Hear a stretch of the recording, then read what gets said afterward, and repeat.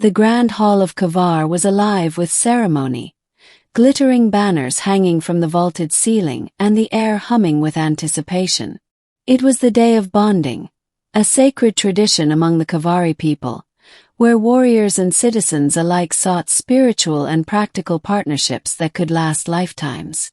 Each bond was forged not through law or politics, but by choice, two individuals pledging to share burdens, strengths, and futures. On this day, the hall was packed with hundreds of Kavari, tall, scaled beings with luminous eyes, ridged crests, and formidable presences. And in the middle of them all, set apart by an invisible wall of shame and discomfort, sat Lyra. Her crest was beautiful still, shimmering shades of deep blue and silver, but the rest of her body bore the harsh truth. Her legs were useless, twisted from a battlefield injury that had burned through muscle and bone. She sat bound in a lev chair, its anti-grav hum the only reason she could be present. Tradition demanded every Kavari citizen be given the chance to bond. But none dared step forward to claim her. Whispers filled the hall. She is broken. A bond with her would mean carrying dead weight. No warrior will chain their fate to someone who cannot even walk. Lyra sat with her hands clenched on her lap, face expressionless though her throat burned. She had once been one of the fiercest shield-bearers of the Kavari legions, until the plasma strike crippled her. Once, soldiers had looked to her for courage. Now they looked away in pity or scorn. The bondmaster's voice rang out, deep and resonant. Step forward those who would pledge. Lyra, daughter of Carthes, awaits a bond. Silence. Not a single scaled foot moved. The hall shifted uncomfortably, eyes cast anywhere but her. She could almost feel the weight of their rejection crushing her lungs. And then, boots echoed across the stone floor. Not clawed feet, not scaled talons. Human walked forward. He was not tall compared to the Kavari, but his shoulders were broad, his jaw steady, his brown hair cut short in military style. His uniform bore the insignia of the Terran Peace Corps, neutral mediators, observers, and occasional allies to the Kavari. His name was Daniel Cross. "I will bond with her," he said. The hall erupted in gasps. A human, bonding with a Kavari, a disabled one at that. "This is mockery," one elder hissed. "He seeks to shame us. No human understands what a bond entails."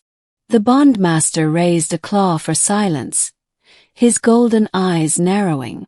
"Do you understand the meaning of your words, human?" Daniel met his gaze unflinching. "I do. Bonding is sharing burdens, lives, and strength. If no Kavari warrior will step forward, then I will. She deserves it." For the first time in years, Lyra's composure cracked. Her eyes widened, luminous tears threatening. She did not know this man. She had seen humans in diplomatic stations, yes, but never spoken at length to one. And now one was choosing her, when her own people would not. The bondmaster studied Daniel long, before finally inclining his head. "So be it. The bond is sealed." The trial of bonding. The days that followed were a storm. The Kavari community whispered that Daniel had done it for pity, or to mock their customs. Many sneered when he and Lyra passed, though some watched with curiosity. At first, Lyra could barely speak to him. Pride warred with humiliation, gratitude with fear. "Why?" she asked him one evening, her voice low. "Why would you bind yourself to me? You gain nothing. You chain yourself to weakness."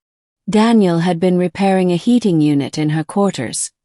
His sleeves rolled up, arms smudged with grease. He looked at her, and there was no pity in his eyes, only a firm, almost stubborn resolve. "Because I don't see weakness," he said. I see someone who stood against plasma fire for her people. I see someone who deserved better than silence." He tightened the bolt with a grunt. "And because where I come from, we don't leave people behind." Those words struck her harder than any weapon had. But bonding was not just symbolic. By tradition, the pair had to undergo the trials of bonding, tests of endurance, cooperation, and trust.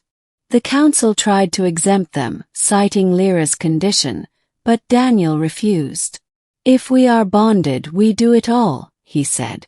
"No exceptions." And so they began. The first trial was the path of endurance, a grueling trek across the cliffs of Varrock. The bonded pair had to reach the summit carrying supplies, navigating storms, and surviving together. When Lyra's left chair sputtered in the high winds, Daniel did not hesitate. He strapped her chair to a harness on his back and carried her, step by step, stone by stone. His muscles screaming, his lungs burning. "Put me down," she cried over the storm. "You'll kill yourself." "Not happening," he gritted out, pressing forward. "We're finishing this together."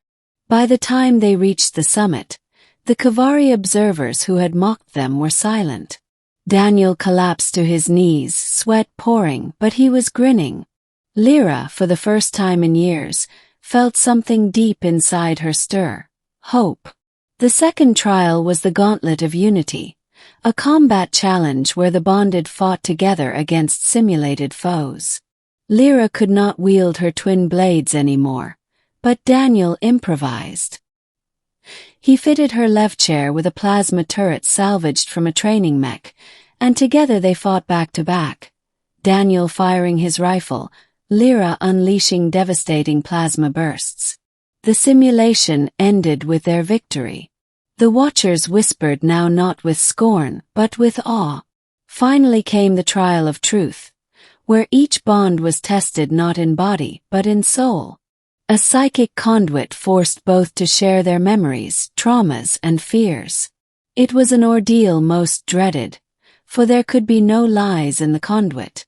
Lyra felt his childhood on Earth, running through forests, laughter of siblings, the grief of losing comrades in the Peace Corps. She felt his stubborn determination never to abandon anyone again.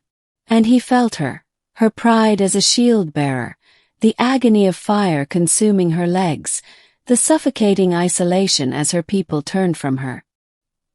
He felt the nights she cried silently, wishing for death. When the conduit ended, she was trembling.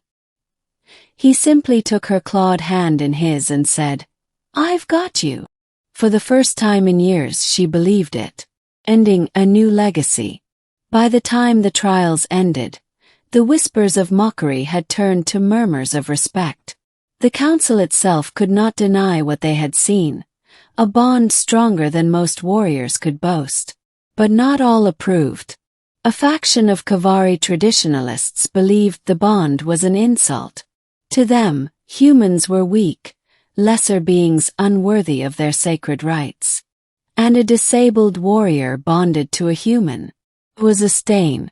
One night, as Lyra and Daniel left the hall after a council session, an ambush struck.